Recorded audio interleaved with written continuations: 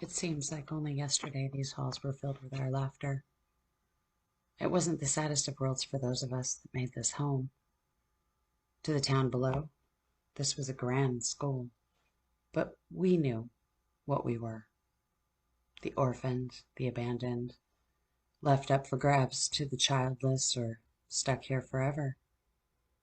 I never knew if this was a state run or who owned it outright. I do remember the sour-faced lady that ran this place. About as comfortable to be around as Hitler, and she was just as strict. She was here before me and ran this place into the ground in just the few years I stayed. By then I was old enough to be sent to another school where I worked and learned job skills. I remember so many times watching out this window. Cars would come in, and someone I knew would be leaving. Yet here I sat for a long time with the same hope. The hope one day I'd be home again. It wouldn't be as with my parents, nevertheless, still a place to call home. Then one day I sat in tears. Through this very window, my best friend, since the day I had arrived, had found a home. This wasn't supposed to happen. We had a deal. This was home until we were old enough to leave. Together. Then we'd go into the world grown and prepared for anything, the only family we really knew. We had so many hopes and dreams. How is it so easy for her to leave all that behind? Or me? I vowed that very day I was spending no more time by that window. I didn't care about the cars coming in and out. After a point, I didn't care about the people who came and went either. I remember taking a sewing class just to make curtains to hide the hideous window I had grown to despise. I think that was when my part, or a part of me, fractured, and that piece always remained: home. A part of me beyond anything residual. It's not a faint laugh of a child you hear in your ear when others can't. I only show myself in other ways. A grander reveal. My favorite is the geared-up teams of investigators they send in demanding parlor tricks for their cameras. At first, I was insulted by their behavior, demanding things of me in my home. Although in time, just as over the years, my anger and bitterness grew. And to be honest, scaring them with what they want is growing on me. This place has changed hands numerous times over the years. I've watched and listened very carefully. We've sent strong men running and screaming in broad daylight when they've tried to destroy our home, more than these ruins that stand today. With their loud equipment and tearing into anything without a care. Such disrespect for those who still call this home. When I say we, I mean the children and myself. Those that came before me and friends I can remember from my stay. Each of our fractured pieces projecting as whatever form we choose. Mostly the others prefer to show themselves as the children they once were. I, however, have taken over for that sour-faced headmistress. I am the new protector, the proud den mother of this group. I left this life behind me long ago, so I remained the adult I grew into.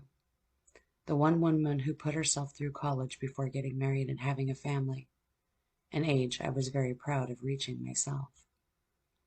We have a couple dark ones that have been observing for quite some time, trying to trick the children into allowing them in. I've denied them entrance into this school numerous times, so we designed a treaty. We stay in here, and they can greet the guests for us when they come to demand more than we can show them. I really shouldn't say can show them. There is a big difference between can and will. I refuse to let them exploit the children, so I always make them hide. And if these teams make it past the dark ones outside, then they're all mine. On occasion I've heard them catch something from one of the children, but I don't fault the children. They're curious, just as these people that barge into our space. That's what I do today, by this same window. I stand guard. I watch. I keep the dark ones back and our home safe. I keep watch of the children. I keep my eyes out for the next vehicles to pull into the drive. These vehicles may not be leaving with anyone, but they have a purpose to visit. None of these research groups that have helped themselves to peek into every corner of our space has yet to try to send us off, as long as we remain quiet while they're here. I always call out to the children as I watch these trespassers leave, appearing defeated. They didn't capture what they wanted. I let the children run about and be as they were before we were so rudely interrupted. There was one group. That lead gentleman got rather rude. He even used the word command to us. Huh. Towards my children?